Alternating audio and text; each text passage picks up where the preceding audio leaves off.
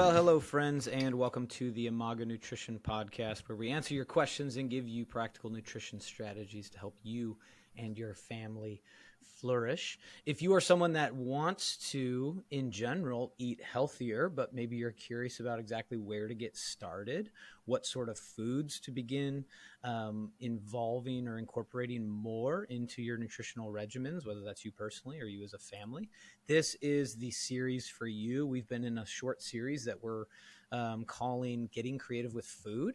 And so we have been going through 2 foods per episode and talking about very practical, simple, effective ways to incorporate these foods into your nutrition regimen. And so if you look back through our previous episodes, we've gone through apples and avocados, blueberries and bulgur, cauliflower and canned beans, Greek yogurt and hummus. And last week we talked about lentils and kale. And so before I reveal which foods we'll be talking about today, Danielle, how are things up in your neck of the woods? What's going on with you?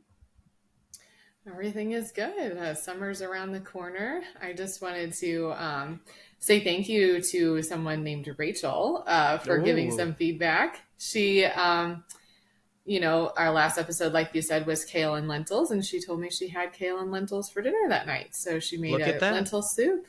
Yeah, I Nice. think Very cool. kale chips maybe was the side. So we love to hear your feedback. It's really fun. Yeah. Absolutely. And that's what the series is really all about, is just try something. Don't be overwhelmed with it. We're going to talk through a bunch of tips. So today's episode is going to be talking about pasta and peanuts. Again, we've been talking about some common and some more uncommon foods. So I think these are relatively common for most people. However, you may only have 1 or 2 or 3 ideas as to how you could possibly incorporate pasta or peanuts. And so we're going to hopefully expand that view a little bit. And so I'm excited to dig into today and to learn as I've been learning a lot through this series, just Danielle, with you doing most of the homework. And so I'm excited to dig into pasta and peanuts today. By the way, if you have a question, so sometimes we take entire episodes to answer questions from our listening audience. And so we will be doing more of that coming out of this series. So if you have any questions, whether it's about the food we talk about today or just nutrition in general, you can always submit those questions to us. You can just go to Imago Nutrition. That's IMAGO nutrition.com/podcast. There's a form there that you can fill out and you can just send us your nutrition question.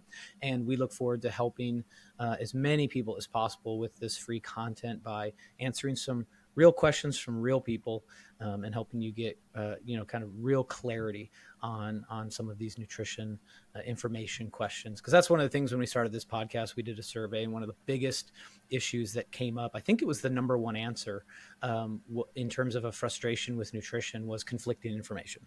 So part of what we're trying to do is just help create clarity. And again, as we said, give you some practical nutrition strategies. So, you should eat healthier food. Okay, but how do I do that? And that's what this series is all about, with a little bit of creativity. So all that's to say, excited to jump in.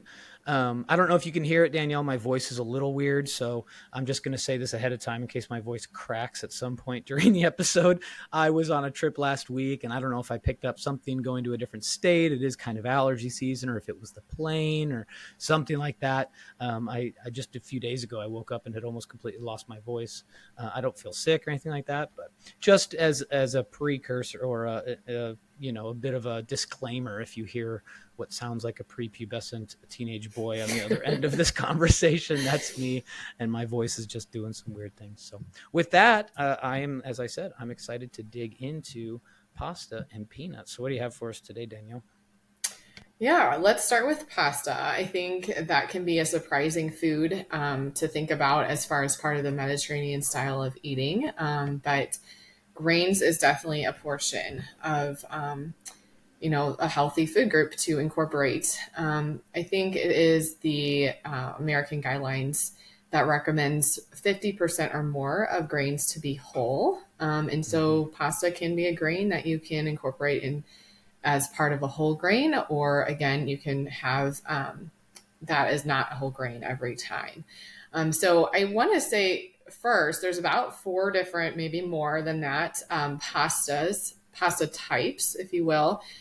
So the first one that most people think about is the white refined pasta. And so I'm just going to give you sorry, these are actual boxes of pasta I have here, so sorry for the noise, but give you the nutrition breakdown in comparison of these 4 types of pasta. I really should have set it up ahead of time so you would have Nice. heard No, I all think this.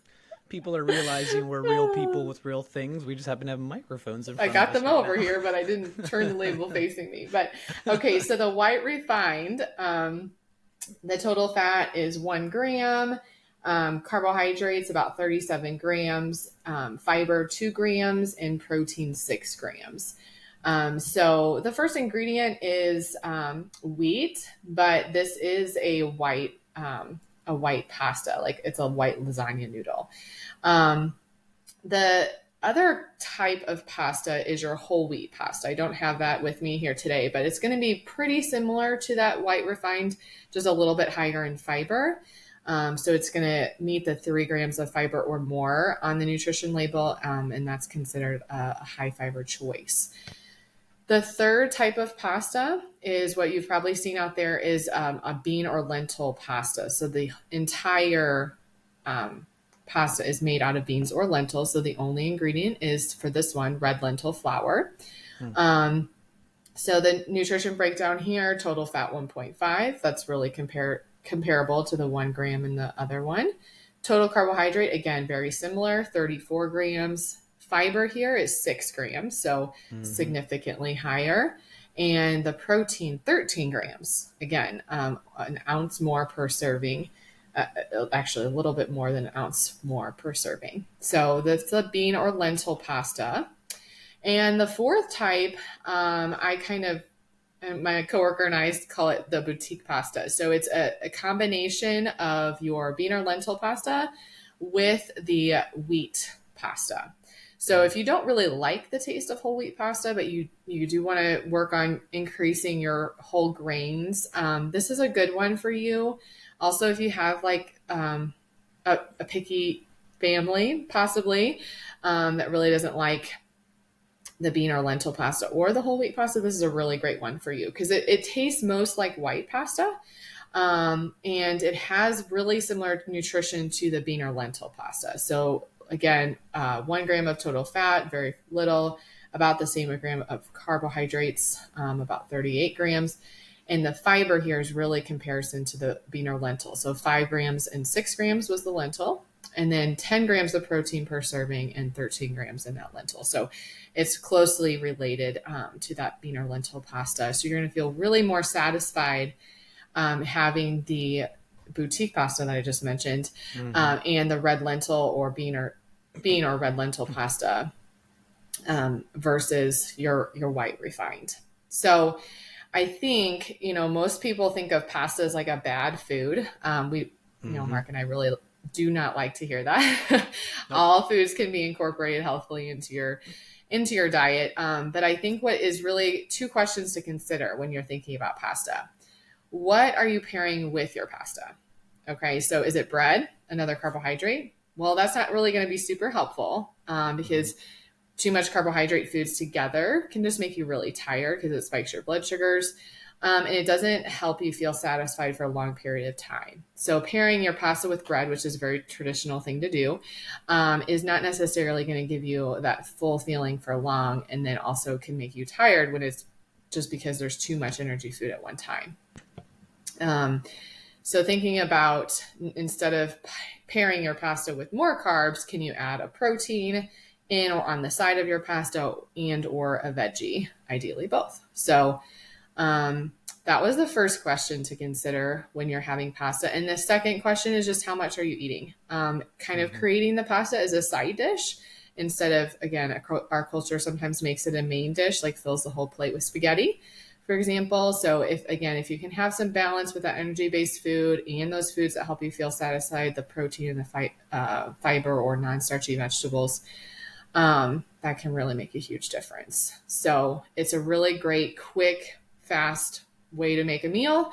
But again, trying to find those other things to have with it can make a little bit more balance.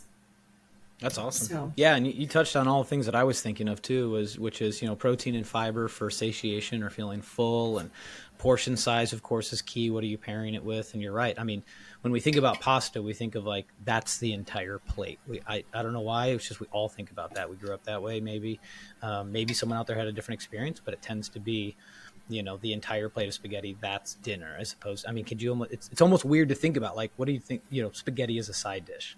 Like, I think most people would find that that's really weird, but mhm, that can be entirely appropriate, or it can just be at the very most, a third of your plate. And then the question is, what are the other 2/3, at the mhm. very least? And so, and you're right. I mean, pasta is one of those things that we hear so often when people are, trying to lose weight.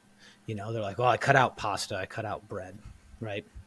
And there is some nutrition science and physiological reasons why scaling back, certainly in portion size, scaling back in frequency, to allow for other really nutrient dense foods, high in protein, high in fiber. Scaling back, I mean, don't get us wrong, it's not that you can eat as much as you want all the time. Like, that's not what we're saying either. What we're saying is that all of these foods in context can be consumed in an appropriate manner. And what I love about the kind of the spectrum that you laid out of pasta too is also not thinking like, well, it's either I eat white pasta or I have to go eat this other pasta, which I don't like. Think about the middle ground. Think about, the boutique is kind of this nice blend or working. I'm weird. I actually prefer like the lentils, the whole wheat more because I like tougher pasta. And so I kid you not, that was not planned. It's not some, thing that I've accumulated over the years because I'm trying to become some health fanatic. I don't like the white pasta nearly as much. I don't know why. It's just me. But at the same time, don't think it's one or the other. It's like either the pasta you love, the white refined, or it's this really tough, weird, whole wheat, blah, blah, blah. Try it, mix and match, and start to just gradually. And going back to what you said, so the recommendation is over 50% of that come from whole wheat sources, right? And so that's just a great way to start thinking about that middle ground. We love the middle ground with things like this. So fascinating. In fact, I had a little pasta salad on, what was it, Saturday morning before I went to ref. I had to ref 5 games. Terrific source of carbohydrate. I took, of course, some meals and blueberries. I took some banana peanut butter honey sandwiches, which is my big thing, and I had some of that pasta, which was great because it's that energy source. But it was in an appropriate manner. It was also with a protein in the morning, so I had some Greek yogurt as well. And so pasta's great, terrific tool, terrific food. Don't be afraid of it. Don't be afraid of any food by any means. Just think about in context, in accordance with your goals, how to use these. So, all right, that's very cool. So I'm assuming you got a couple creative ways to incorporate these. Yeah, the first one was, plan on having some leftovers so you can make a quick pasta salad, just like you mentioned. It's a great And time that's of year for that. I was going to say that's exactly what happened. So Carissa, my wife, made that for Friday. She made it for, I think it was a work event or something like that. And so I literally had that. It was, we were up at, my boy and I were up at 5:30. I didn't make pasta at 5:30 in the morning. We had some leftover from Friday. It's exactly what I did. So I'd love to believe that I planned that in accordance with this episode. It was just completely by happenstance, but I'm gonna go with it. Yeah. So throw in some veggies, cheese, olives, olive oil, herbs, and spices for some flavor. So that is the first one. The Love second that. one could be adding small sized pasta to soup. So the famous one here is like minestrone soup. Hmm. Another one, of course, we're all familiar with baked pasta dishes. So lasagna, mac and cheese, tuna noodle casserole. And think about, again, not always being what you're familiar with, but try it with a different type of pasta and see how that Mhm. tastes. Um, and And then would you say some of those recipes that have more ingredients are, would you say those are kind of the perfect ones to start testing the new stuff with? Because it's you've got more in the mix, if you will, no pun that's a great, intended, than yeah, like yeah. just spaghetti and then your sauce. Because it's like you've basically got the noodle and the sauce, and you can almost be super critical of the noodles if you're transitioning into something that you're I maybe like not your familiar thinking. with. Yeah, that's I'm just creative. making Yeah. this stuff up as I go. I don't know. No, no, no. I think what you're getting at is, like if I was to just make this bean or lentil pasta plain, my child probably might not like it as much as if I would have had it in a tuna noodle casserole, for example. He might Right. not notice it as much. But yeah, I like that.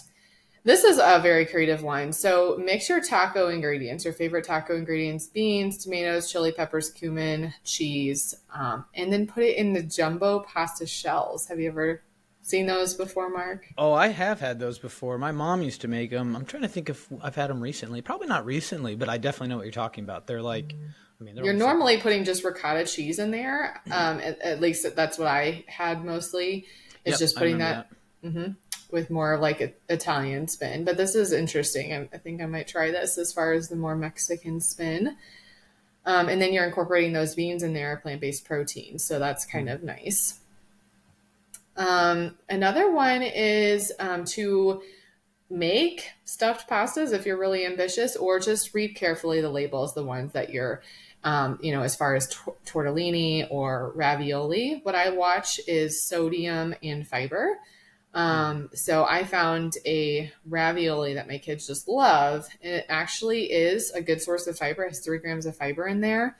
And then you're just looking for, around 500 milligrams or less of sodium. It is going to be a fourth of your plate. So having a ton of veggies is going to help your body excrete the extra sodium.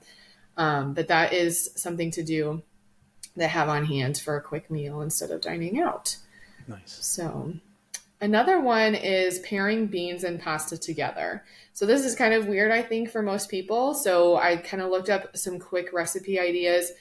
You'd obviously have to get the recipes. If you just Google bean and pasta Hmm. recipes, you'll come up with something like chickpea pasta and spinach, with spinach and rosemary. So those are the flavor components, and the chickpeas are kind of nice because they maintain their crunch. So especially you, Mark, I think more so like the, like you said, tougher, um, more al dente, I think is what they say. Ooh, And I then should use that. another one would be like a Tuscan white bean pasta. So white beans, they could be the white kidney beans or called cannellini beans. They give a nice, like creamy texture. So that is kind of imitating cheese. So if you have like a Tuscan or a Mediterranean. So the other one was Mediterranean broccoli pasta with white beans. So Hmm. I honestly need to work on this one a little bit because my family does like beans and I love beans. I typically do it a lot of other styles, not in my pastas. So Yeah, that's um, interesting. this Someone is out there another, listening's got to someone out there listening's got to try this and give us feedback somehow. Send us an email yeah, through our website or leave a review, something like that. Someone try yeah. Tell me the your pasta favorite ingredients. bean and pasta dish. Yeah, There's the that'll be fun. challenge. There it is. This is very creative. I've never heard of this before. It's called spaghetti tortilla. Sorry, spaghetti tortilla.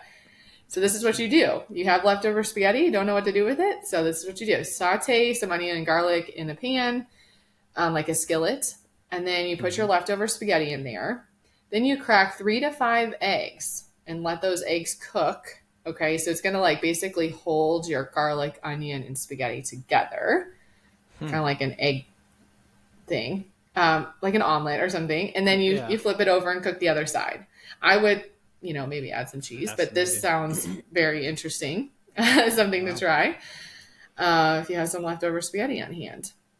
And the other one is if you run out of marinara sauce. This is the tip. So just take, I don't know, I know your sweet little girl Maisie loves cherry tomatoes. We always have a bowl of She cherry does. tomatoes on our counter.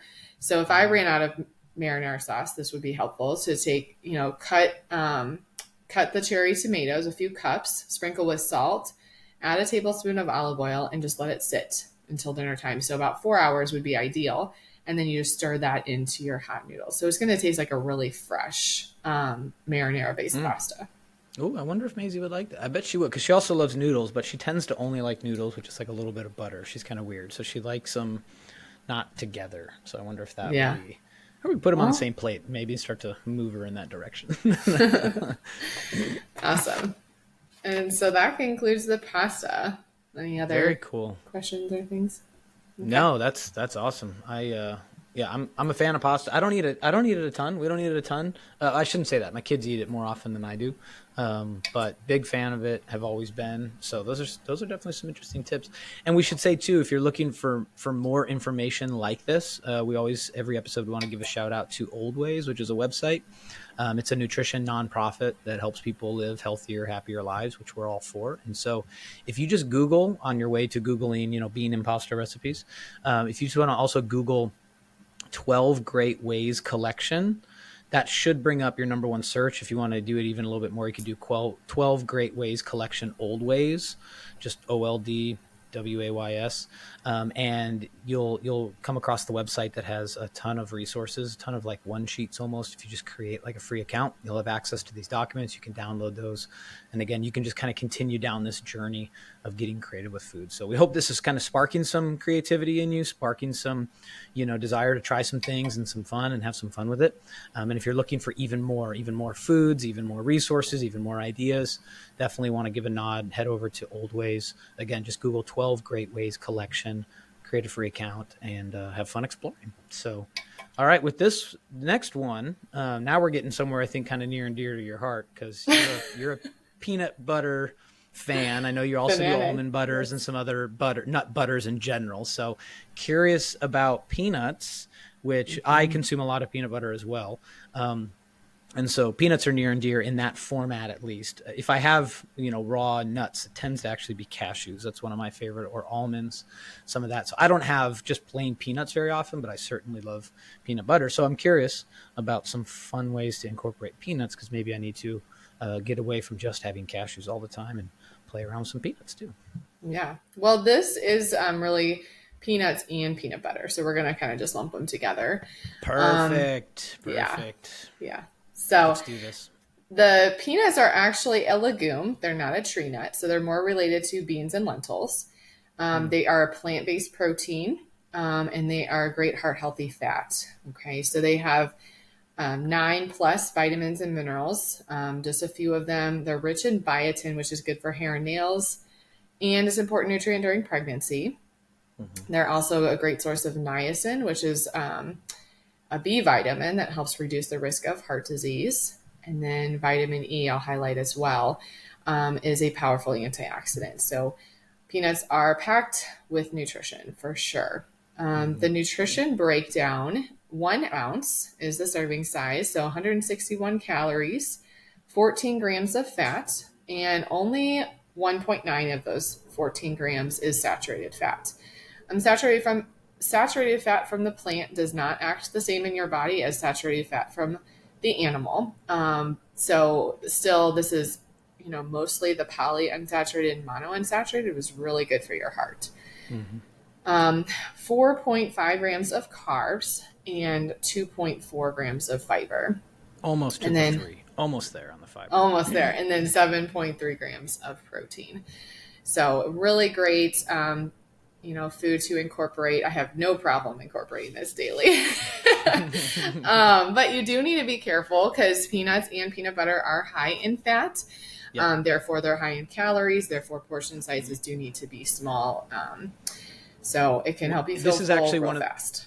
Yeah, this is one of the foods that I actually use as an example with a lot of my nutrition clients, just to talk about what we would call like energy density. And so I challenge people, and even to the listeners now, try this today when you're listening to this. Just if you've got peanut butter on hand, go get your measuring spoon or measuring cup or whatever it is, and go take a look. I think the typical serving of peanut butter is like 2 tablespoons, right? I could be wrong. Yes. I think it's usually 2 tablespoons. And so go actually measure 2 tablespoons. And I say this sort of jokingly, but sort of true. It's almost kind of sad. It's almost sad how little. Now, I don't mean that sad. We just have to reframe the context, because a lot of times we think of just taking a spoon and scooping out peanut butter like, it's about a serving. But it's also kind of like cereal. Like, I get depressed every time I take a look at an actual just cup of Cinnamon Toast Crunch. I'm like, that doesn't even fill the bottom of the bowl. That is so sad.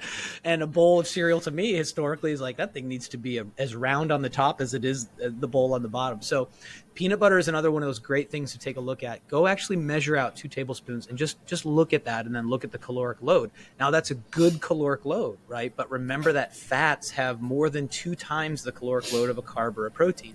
So every gram of protein and carb is 4 calories. Every gram of fat has 9. That's not a bad thing. It's not a reason to stay away from it. You just have to put it in its proper context. As Danielle mentioned, these are healthy fats. We need and want and should consume these fats. However, we always just can't rely on just kind of eyeballing it, because peanut butter is one of those things that can pack a wildly caloric punch kind of under the radar.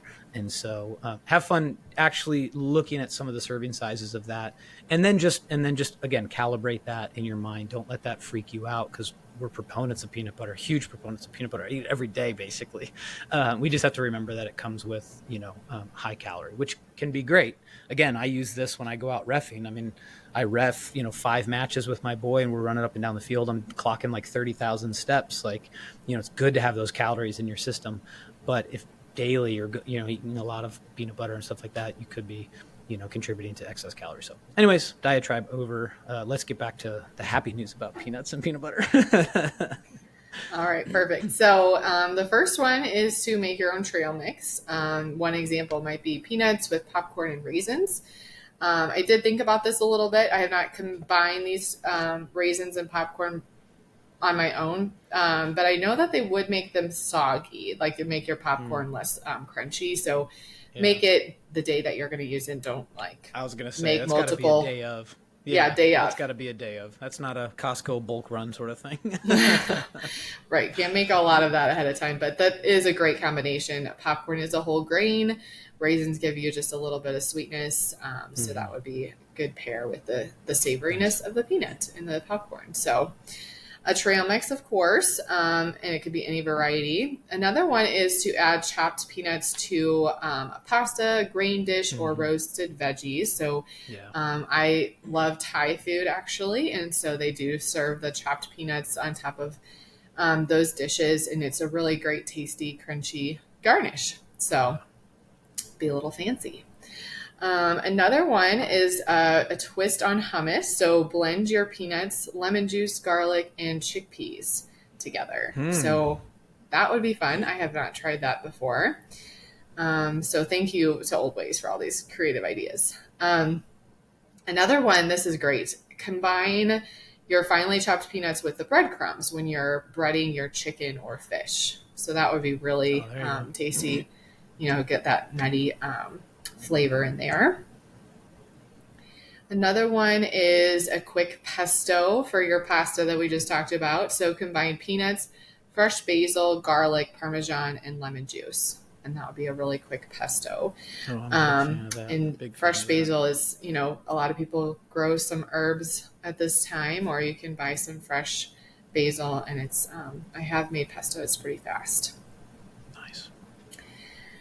All right, use peanut butter instead of butter or cream cheese as a heart-healthy fat swap. So on your bagel or your English muffin or your bread. So peanut butter instead of the cream cheese or bread. So let's pause for a minute here. If you can, get your taste buds accustomed to the peanut butter that is just peanuts and salt. Salt would be optional, but yes, and then you're cutting out that palm oil, you're cutting out the sugar, you're really just getting just the peanuts. And again, the salt might be in there sometimes, or it may not be, but I think that's the label reading tip for you for the peanut butter. Here and is as we talked about several times, like your taste buds can adjust. I probably can't repeat that enough, because a lot of people think like they want to eat healthier, but they just don't like those foods. Right? Or they don't prefer those foods, I should say. It's like we all get set in our ways, right? But one of the big good newses of the way that your body works, and even right down to your taste buds, is that they can and will adapt if you give them time. And so that's the good news. And so you can move from kind of your traditional peanut butter. You can, if you're doing traditional peanut butter, one of the big brands, chances are that big brand has a quote natural version. Now, we're not going to debate the term natural, because that's wildly just used out of context. But you can look at the ingredients of maybe the traditional peanut butter against that same brand, like a Skippy or a Jif, not to give them a free ad, and then look at their natural version. That could be the next step over. So that's going to reduce it to maybe 3 ingredients, right? So it might just have the peanuts, the salt, and some sugar, but it's going to remove the hydrogenated oils, et cetera, et cetera. So know that there's a middle ground too. And that's what I've done to kind of move me away from the traditional peanut butters. And so look at kind of the natural option within one of the big brands. And then you can start to move toward, really that single or double ingredient version. Yeah, it's a little bit of stirring. Yeah, it's a little bit of, a different process and texture and feel. But when you get there, you're going to be really happy you did. So. I was nervous my kids wouldn't really appreciate that switch, but they never said anything. They switched quite easily. It was probably harder for me and Jared than my kids. Yeah, because we have a lot more years underneath our traditions and customs and habits, right, than kids do sometimes. Doesn't mean that kids can't be finicky. We know that for sure, but at the same time, they can adjust with us. They'll survive and they'll be better off for it. So yeah. Speaking of kids, that's the next tip. Ants in a log. I'm sure a lot of people have done that. So celery, peanut butter, and then a few raisins as the ants on the log. Peanut butter right down the middle. Man, I grew up on celery. We didn't do we did the raisins growing up. I grew up in the Midwest, but my mom, between peanut butter and celery and peanut butter and some other things, man, that was a part of my childhood. So just wiping the peanut butter down that canoe. I used to call celery canoes, but so yeah, ants on a log's a good one too. Pair the peanut butter with your favorite fruit for a heart healthy snack. So peanut butter and apples, peanut butter bananas. I'll just throw in one of my fall ones was pear and almond butter. I had never done that before. I tried it one morning because it was really good. And so nut butter. Practically, how did you eat that? Did you just spoon the nut butter? Did you actually, because pear? Yeah, it was pear slices, and I just drizzled the almond butter on top. Okay, very cool. Yeah. All right, so rice cake, peanut butter, and banana. So, you talked about the calorie density of peanut butter. So if you just want to decrease the calories as far as swapping, from the bread to the rice cake, then that gives you a little bit more space. So that's a really good crunchy, multiple texture. Really, and I should say too, the rice cake game is pretty fun these days. There's a lot of flavors out there. You can have a lot of fun with rice cakes that we couldn't a while ago, right? They've got cinnamon apple, they've got caramel, and just again, take a look at the ingredients, take a look at all things in context. But the rice cake game has certainly been stepped up in the last decade or so. So it's a lot of fun to be able to just put something on a rice cake, have flavor from the rice cake, as well as the reduced caloric impact, of course, from a bread. And it gives you kind of that crunch therapy. Sometimes we're looking for just a little crunchiness and stuff like that. So yeah, it's a lot of fun. So have fun with it. And then this one, peanut butter on waffles, pancakes, or mixed in your oatmeal. So give you that really filling. What? All day long. Oh, I was gonna say all day long. That's a favorite one on the pancakes. When we do have pancakes. Sorry, I'm just getting excited over here. Now I'm hungry. It's really good. So the thinking about this, your breakfast foods are more carbohydrate based: pancakes, waffles, oatmeal, cereal. So we need to have some protein with breakfast. This is just one way to get a plant based protein. You can find high protein waffles, high protein pancakes, even high protein oatmeal. So you can feel really satisfied just with a drizzle of peanut butter on any of those three things. And another tip too. It's funny because Carissa just asked me yesterday. Because I don't have a protein supplement in our pantry right now. A lot of times I do. I kind of go through phases where I'm using protein or I'm not. And she said that. She goes, "Hey, let me know when you get a protein bag again," because she's got some recipes she wants to try. And that's one of the key things is you can, if you're making your pancakes and your waffles at home, is incorporating, a scoop of a chocolate or a vanilla or a non-flavor, whatever you want, protein powder too. And so we don't always recommend supplements. They're not necessary. They're not required in most cases, but they can sometimes just be an efficient, relatively inexpensive way to just get that boost of protein into some of those, batters, if you will. And I'm sure there's a trillion recipes online for, high protein pancakes and high protein waffles, using Kodiak and some of these others. But just adding, a scoop of protein can increase flavor sometimes and give you, the average protein powder, I think per scoop is 24 grams of protein. So it's a nice way to just get it in there as kind of an aside. So there's definitely creative ways to do it. Yeah. Also, just check your waffle pancake mix or et cetera to see if there's a good fiber amount in there. Yeah, sure. Another tip, add a scoop of peanut butter or a small serving of peanut butter to your smoothie. Yeah, make sure it's a And proper scoop. yes, yes, I loved your tip to measure that out. That's really good to see visually. And the last one is to use peanut butter as a dip, as we already mentioned, for the fruits, etc., and or a sauce. So this sauce is pretty creative. Mix your peanut butter with Dijon mustard, honey, and wine or water. So like maybe a white wine or water to create a sauce for your veggies or chicken kebabs. So Oh, I do a like homemade Thai sauce, which is not hard. It's like lime and soy sauce and peanut butter. I think there's like total of 4 or 5 ingredients, and it's really tasty to mm. make like a quinoa Thai bowl. So peanut butter is definitely my friend. I've known that about you for a while. That's great. Yes. So this was fun. Anything else Very you cool. want to add? No, no, it's fun. Yeah, I was just thinking about pasta, peanuts. Obviously, it's kind of fun to see. There was a couple times that they intersected, and so I do a lot more on the peanut side, but think about getting creative with both. It's super cool. So, yeah, I hope this has been helpful. Danielle, we just wrapped up our 50th episode, so kind of like a little fun, minor Oh, can you give us a milestone little in this sound whole.